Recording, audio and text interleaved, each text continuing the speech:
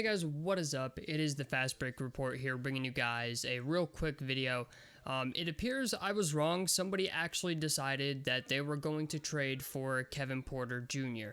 I was under the assumption that teams were at least going to let him clear waivers and then pick him up. Some people, I guess, thought this was going to be like his final stint in the NBA.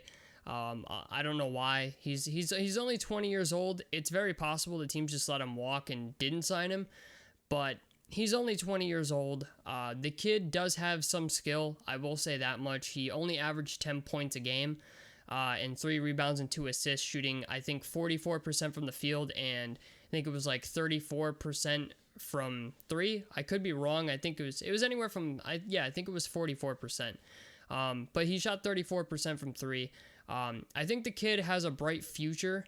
I just kind of don't think Cleveland was the place for him.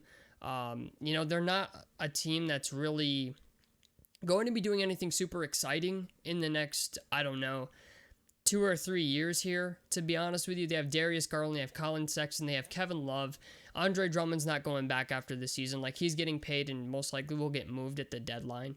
But good for Houston. I'm going to be honest. Houston is actually getting Kevin Porter Jr. for a projected second-round pick in this year's NBA draft.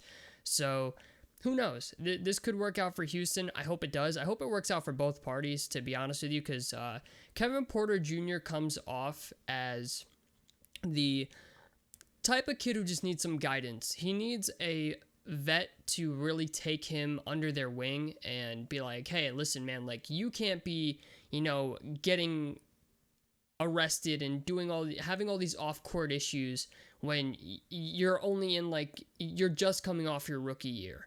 And that's what a lot of people, I think, were worried about, were teams going to get into a situation where they're getting a guy on their roster who has off-the-court issues, and no team wants players with off-court issues unless they're extremely talented.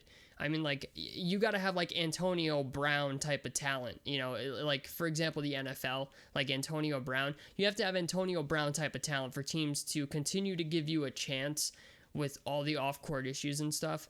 And who knows? Kevin Porter Jr. could be, that talented. I think per 36 minutes, I looked at his per 36 minute stats, and they're actually pretty good. If the guy gets 36 minutes a night, he can score 15 points a game. So I think this was a good move for Houston. It adds some depth to their bench. You got Victor Oladipo, who's most likely not coming back after this year.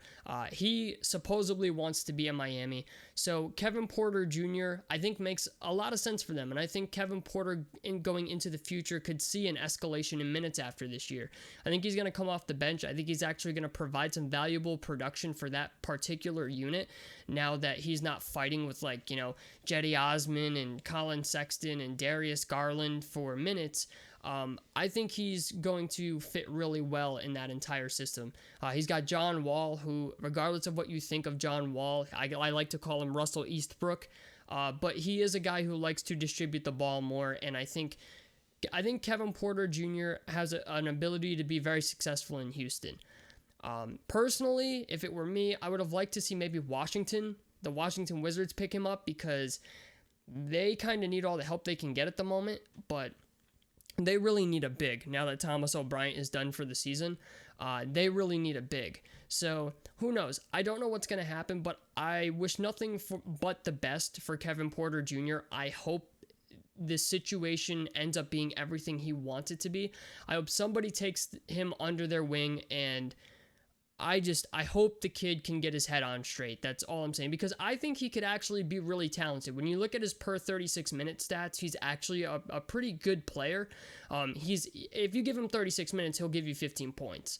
But it's just the idea that he's just coming off his rookie season and he's having all these issues. I understand why Cleveland wanted to move on from him, but this was a very nice pickup for Houston, especially what they gave up for him, because most second round picks usually don't pan out that well. And I'm not saying that all of them don't pan out, but it's very rare to find a player in the second round who is like a Bol or a Donovan Mitchell or somebody like that. It's very rare to find those types of players in the second round.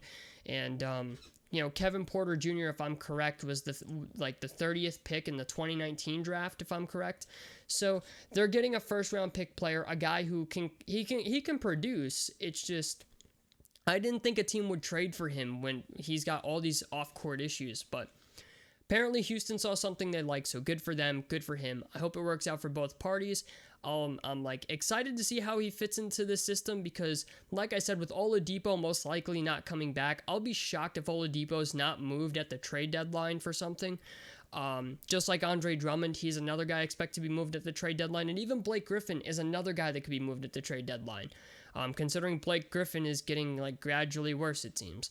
So I don't know. We'll have to wait and see what happens, but I'm excited for this. I'm glad somebody actually saw him as an asset and not a liability.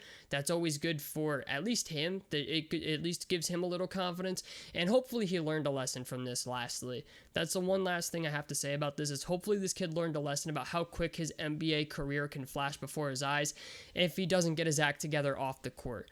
On the court, I think he's actually doing pretty. He's doing pretty well for a first-year player.